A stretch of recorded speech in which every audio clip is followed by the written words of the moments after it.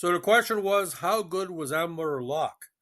Well, for many, he was the best Montreal Canadian player on those classic teams back in the day. They felt he was a more complete player than line mate Rocket Richard. A lot of people tend to agree. He played 14 campaigns for the Habs. As center, he was a member of the Punchline along with Mush Richard and future coach Toe Blake.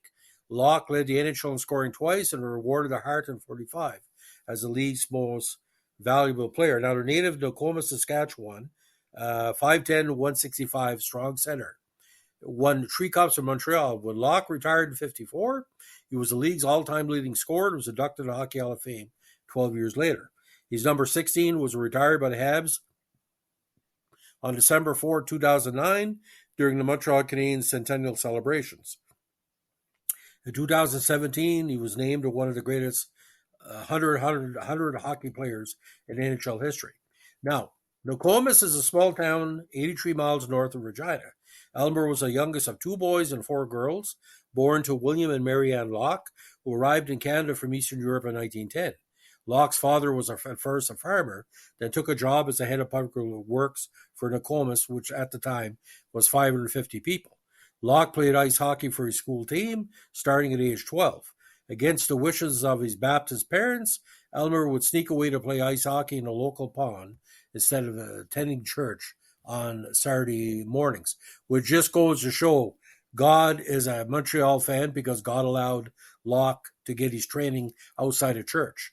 Now, when he began playing junior ice hockey with the Regina Abbots in 36, it was arranged by Nokomis doctor with contacts in Regina. There, Locke would work as a team owner's pool hall, racking balls for 25 cents per day. He played the 2 following campaigns with the Weyburn Beavers of the Saskatchewan Senior Hockey League. He then moved again in 38 to start for 2 seasons for the senior Moose Jaw Millers, playing hockey in the winter for just $75 a month and baseball in the summer, where he would be paid $250 per game behind the plate. In his first season with the Millers, he led them assists with 20 and was a leading playoff goal scorer. He also scored 17 regular season counters. The next season, he had 15 goals and 29 assists and led in playoff scoring again. And Locke was also noted for his defensive play, considered by many one of the best two-way forwards ever. In 37, Locke, along with future Hockey Hall of Famer Doug Bentley, attended the Maple Leafs training camp. Both were rejected as too small for the NHL, much to the consternation of Maple Leaf fans who didn't know about the decommissioning of the prospects after they started falling apart after the 1940s dynasty. According to Locke, Conn Smythe, manager of the Leafs, saw Locke and Bentley and said they were sending me big guys from the West, and instead they sent me peanuts. Self-induced curse, I would think. It was during his time in Moose Jaw that Locke met his future wife, Kay Fletcher. Locke had a job reading meters for the National Light and Power Company, and one day he met Kay in her home. They married in 41. The same year, Locke's mother died and his father moved to Vancouver, beginning a lifelong estrangement from his son. In 45, Elmer and Kay celebrated the birth of the only child son, Ron. Ron was born while Elmer was on a road with the Canadiens. According to the Gazette columnist Dave Stubbs, Elmer wired Kay the message, "Nice going, honey." Now, by the time that he was rejected by the Leafs, the Montreal Canadiens signed Locke as a free agent in October 1940. With the arrangement of Moose Jaw's owner Cliff Henderson, Montreal player scout Paul Haynes paid Locke $100 for his rights, more money than I had in my pocket in my life. He came to the Habs training camp with only an overnight bag, not expecting to be offered a contract. Henderson had encouraged Locke to go, expecting to return in time for the Millers training camp and be in better shape for it, but Locke never returned to the Millers. In his first NHL season, Locke played 43 games with 7 goals and 14 helpers. He was limited to only 1 game the following season after crashing into the boards in the first game, dislocating his shoulder, fracturing his wrist, and injuring his elbow. Now, this was thought to be a career-ending injury, but it never transpired. He returned the following season to score 58 points in 45 games. A highlight of 43 season came when he set a still-standing Canadiens record of 6 assists in 1 game on February 6, 1943. Now, at the time, Elmer had quickly become what they call a part of the big line Richard, Locke, and Toe Blake. Uh, in the 44 season, Montreal coach Dick Irvin tried a line combination of Locke, Richard on right wing, and Blake on left wing. Now, the punchline dominated the NHL for 4 seasons and is arguably the greatest line in NHL history. His first season on the punchline, he played 48 games, scoring on average of 1 assist per game, but also added 24 counters. At the conclusion of the season, Locke was named the second All-Star team. Montreal won the Stanley Cup, his first with the squad, sweeping the Blackhawks in the Stanley Cup Final Series 4-0. In 45, a season that everybody thought Montreal would be better, he played in all 50 games, racking up a league-high 80 points, 26 goals, and 54 helpers. That season, linemate Maurice Richard became the first player in NHL history to score 50 goals in 50 games. The punchline amassed a 220 points in total for the season, an NHL record that wasn't broken until the 60s. Locke won the Hart Trophy, the league's most valuable player. It was named to the first All-Star team, but Montreal ended up in a postseason malaise and were knocked out of the Stanley Cup playdowns. In 46, he led all players with 34 regular season assists and once named again to the second All-Star team. The Canadiens won the Stanley Cup for the second time in Locke's career, defeating the Bruins in a rough 5 games. In 48, he became the first recipient of the Art Ross Trophy after leading the league in points with 61. The punchline era ended when Blake retired due to injury at the end of the season.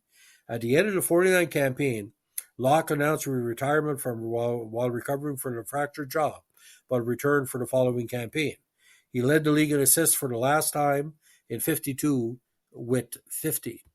Now, in the 53 season, Locke won his third and final Stanley Cup in a memorable finish. In the 53 Stanley Cup Finals against the Bruins, Locke scored the game-winning goal at 1:22 overtime in the 5th game of the series.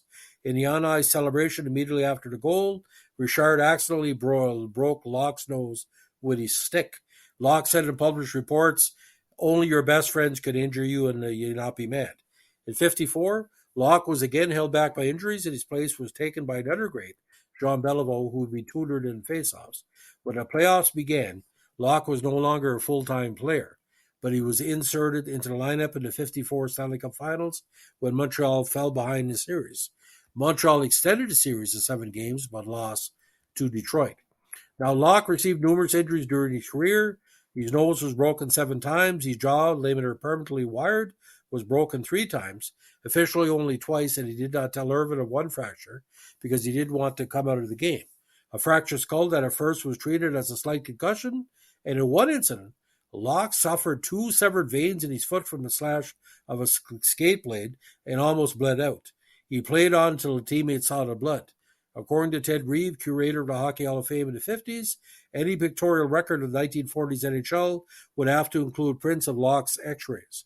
Locke was injured so many times that he was offered $17,000, enough for a house at a time, by his health insurance company to retire from hockey, lest he would have to pay out one more time. Now, Locke was known for his skills at passing and speed and skating. Beliveau spoke glowingly of Locke's passing ability in his biography. He was known for his competitiveness and his willingness to fight in the corners to get the puck. According to writer Tread Frayne, to some, Locke is hockey's greatest competitor, the others the nastiest son of a bitch in the league, in a 1950 article in Saturday Evening Post. Now, when Locke retired after the 54 season, he was the league's all-time leading scorer, playing 664 regular season games, 250 counters, and 408 assists for 623 points, as well as 76 playoff contests, in which he scored 19 goals and 45 assists. He retired to accept an offer to coach the Montreal Junior Canadiens. He also coached the Montreal Royals for 2 campaigns before pursuing business interests. Now, he worked for Nestlé Transport for 30 years in sales and PR, retiring all the way into the 1980s. Now, he was elected to the Hockey Hall of Fame in 68, and in 98 was ranked number 68 on a Hockey News list of the 100 greatest hockey players in NHL history. On December 4th, 2009, coinciding with the Canadian Centennial celebration, his jersey number 16 was retired a second time to honor Locke, along with Mil Bouchard's number 3, and its number 16 had previously retired for Henri Richard. Now, Locke had a very successful marriage to his beautiful wife Kay until her death in 1985. He eventually married his second wife, Lise Desjardins, years later. The two lived together at Pointe-Claire, Quebec, and Lise died in 2014 at age 87 from leukemia. Now, golf was also a favorite pastime of Locke's. He played into it in his 90s. For a while, could match his age and his score. He met his second wife, Lise, while golfing. Part of his job entertaining clients with Maisland was taking them golfing. His son, Ron, was the manager of the Beaconsfield Golf Club. Now, on March 28, 2015, Locke suffered a stroke in a long-term care facility in Beaconsfield, where he had moved after Lee's death. He never regained consciousness, and on April 4, 2015, died in a palliative care facility in Kirkland, Quebec. He had been the oldest living former Habs player. Locke's final appearance was at the funeral of Jean Beliveau on December 10, 2014, a death of which many people Locke felt never recovered. Now, broken Regina Abbots in 1936, played 2 years with Weyburn and 3 years with the Millers, where he scored 16, 12, 17, and 15 goals. First season with the Habs, again, 21 points in 43 games. 43 to 54 with the Habs, 58, 72, 80, 47, 30, 31, 29 to 48, 45, 65, 41, and 25 points. Again, 215 goals, 623 points, a nasty 478 minutes in penalties in 664 games, 36 minutes in the sin bin, 76 playoff contests, 64 points, and 19 goals. Awards, a plethora of recognition, including the Saskatchewan Sports Hall of Fame and the Hockey Hall of Fame. Art Ross winner in 45-48, Hart winner in 45, first team All-Star 45-48-42, second team All-Star 44-46, Hockey Hall of Fame 66, for the Saskatchewan Sports Hall of Fame 67, and again, that was part of the first group of players to be named one of the greatest NHL players in history, the top 100. I believe he's top 50, and I tell you why. Without him, there would be no line with Richard and Blake.